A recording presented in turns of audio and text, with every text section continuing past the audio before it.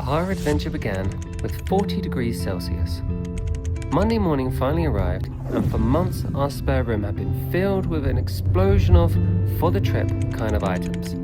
Backpacks, clothes, sleeping bags, chargers, travel size, everything. Piles that somehow kept multiplying instead of shrinking. And then, somehow, it all fit. Well, almost.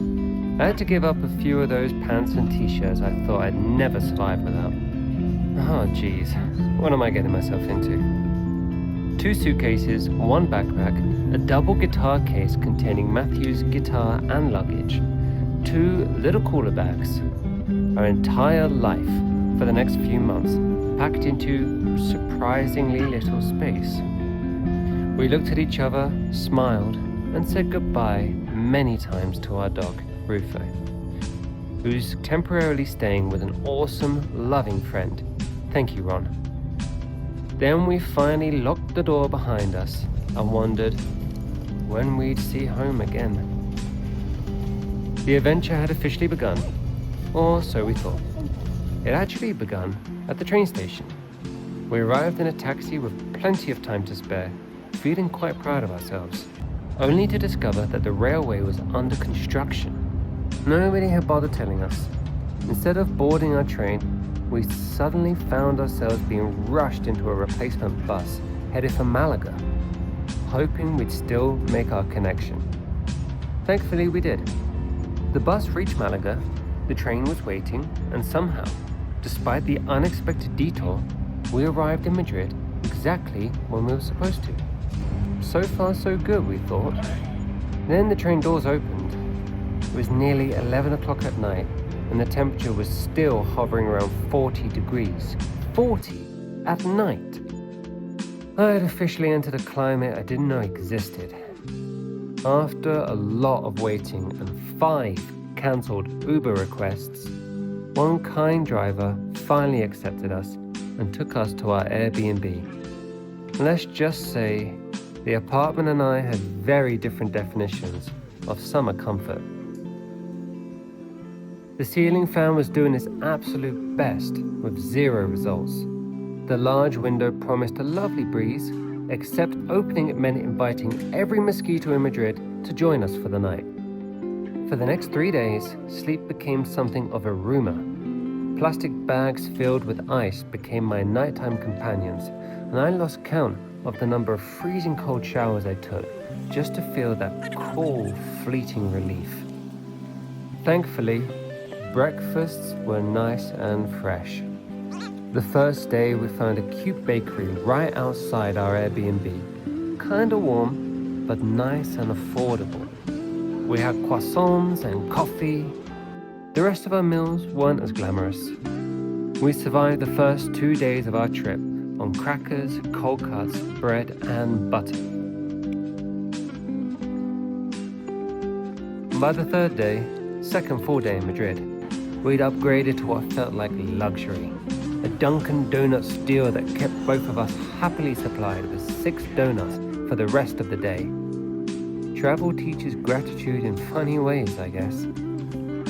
Our daily routine soon settled into something that looked surprisingly ordinary.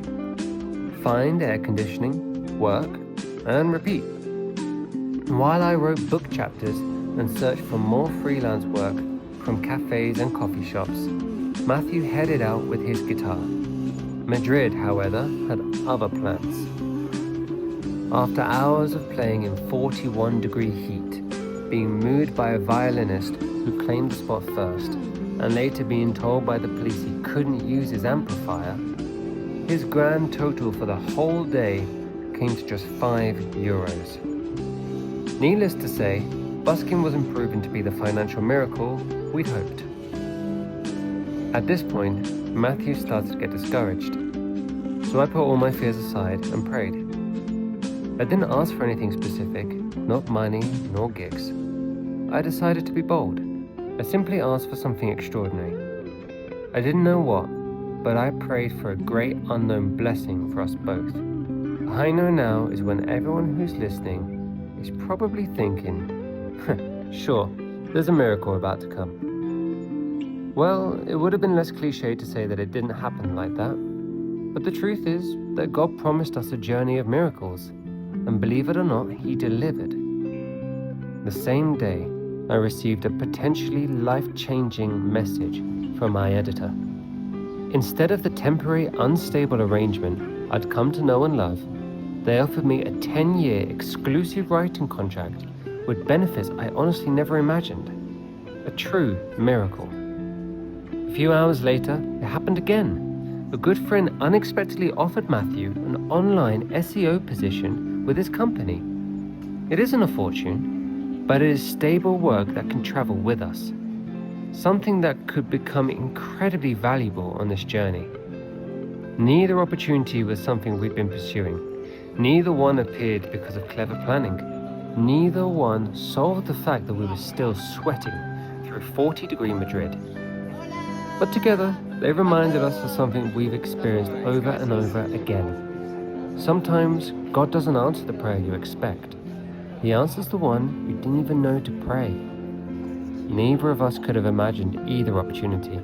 And yet, by the end of the day, the future suddenly looked a little less frightening. Of course, let's be real, as magical as it sounded, none of this was for the right here, right now. And unfortunately, it didn't change the fact that Madrid still felt like the inside of a giant air fryer. The heat didn't magically disappear, and we were still trying to figure out how to make it through the week. Sometimes God's provision doesn't look like removing the struggle. Sometimes it looks like giving you the strength and the unexpected light in the horizon to keep walking through it. For right now, our money was starting to dwindle, and we didn't even know what we were doing next. As for my carefully researched Madrid itinerary, every beautiful little bookshop I'd hoped to visit had already closed by the time we arrived. The literary events I've been excited about had happened the day before we got there. Madrid Pride would begin 2 days after we left. One by one, every item on my humble little list quietly disappeared. I have to admit, despite how bright the future looked, in the here and now, I was disappointed. Very disappointed. Then, on our last evening, as we slowly made our way back toward our human-sized oven, God decided to give us an unexpected shiny penny. Someone invited us in. "Come in," she said. "Have a look around." We almost kept walking until she added, "For free." I'm so glad we did. Behind an ordinary doorway led the entrance to an authentic cave from the 15th century on what felt like a portal through time. Stone staircases, ancient medieval walls, ambient music. A real King Arthur meets Lord of the Rings experience. We wandered through old chambers, sat in medieval chairs, drank wine from metal chalices, dressed in period clothing, and for one wonderful hour, completely forgot about the heat, which was a miracle in itself. We made up stories where Matthew became, well, a spiritual alchemist/white wizard, a character invented for him. And Matthew, naturally, made me a curious angel who had somehow wandered into a medieval kingdom, where we both met and decided to begin a magical journey together. It made perfect sense at the time. We laughed, dreamt a little, and took so many pictures in this amazing video you're currently watching. This night came to prove that sometimes the best memories aren't the ones you planned. They're the ones waiting behind the doors you almost walked past. There's a Spanish saying that roughly translates as, "Man makes plans, but God decides how they unfold. El hombre propone y Dios dispone." I'm beginning to think this journey is going to be full of moments exactly like that. Madrid wasn't what we'd imagined. It was hotter, harder, and much more exhausting. And somehow, still exciting. Next stop, according to my original itinerary, Navarra. Or so we thought.